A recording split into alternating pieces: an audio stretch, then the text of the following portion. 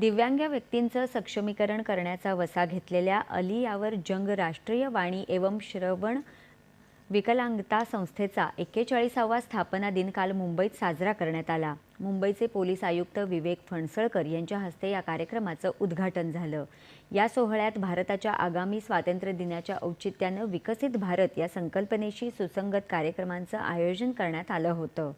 याशिवाय संस्थेने गेल्या 4 दशकांमध्ये केलेल्या कार्याला देखील उजाळा देण्यात आला।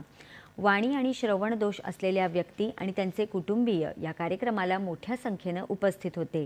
विविध सांस्कृतिक कार्यक्रमानंतर गुणवंत दिव्यांग विद्यार्थ्यांचा सत्कार करण्यात आला। बातमीपत्र संपलं तेव्हा पुन्हा भेटूया सकाळी 11 वाजता पुढील बातमीपत्रात आपल्या सह्याद्री वाहिनीवर। नमस्कार।